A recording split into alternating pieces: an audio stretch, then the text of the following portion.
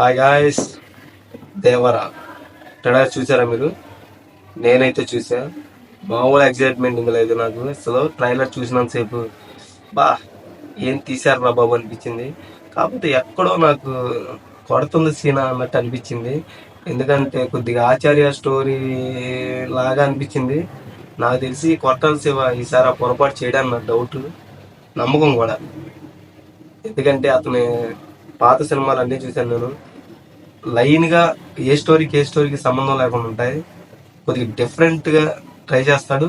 Plus mass masala entertainment అనేది compulsory ఉండేది అతని సినిమాల్లో. పాటలే కానీ బ్యాక్గ్రౌండ్ స్కోరే కానీ బాగా మంచి డైరెక్టర్ని సెలెక్ట్ చేసుకుంటాడు. అండ్ ఈ సినిమాతో నాకు ఆ ఆచార్య సినిమాని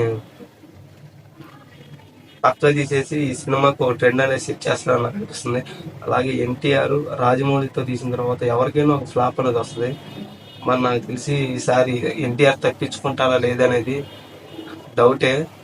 ఈ సినిమా హిట్ అయిందంటే ఆ నమ్మకం అనేది పోయింది. రాజమౌళి సినిమా చేసిన తర్వాత ఒక ఫ్లాప్ వచ్చిందనే నమ్మకం అయితే పోయింది ఈసారి. అండ్ సినిమాలో సాంగ్స్ కూడా నాకు చాలా బాగా నచ్చినాయి. అనిరుద్ధ్ రవిచంద్రన్ మ్యూజిక్ అయితే మామూలు కొట్టదు భయ్య, కొట్టేసాడు అంతే.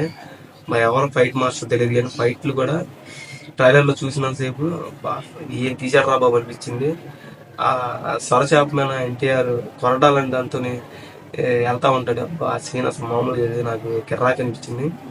దీంట్లో ఎన్టీఆర్ డబుల్ రోల్ చేస్తున్నాడు అనుకుంటా, తండ్రి కొడుకుల క్యారెక్టర్. అలాగే విలన్ కింద సైఫ్ అలీ ఖాన్, హీరోయిన్ ఎలాగో మీకు తెలుసు శ్రీదేవి కూతురు జాన్వీ కపూర్.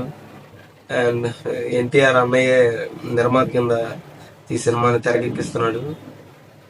చూద్దాం ఈ సినిమాతో ఎన్టీఆర్ రాజమౌళి గారి మంత్రాల నుండి బయటకు వస్తాడో లేకపోతే లేదనేది.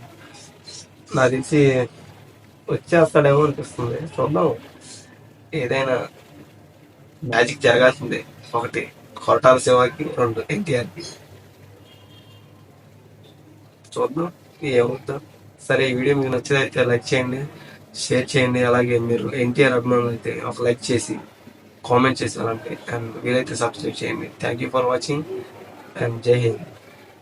See you again.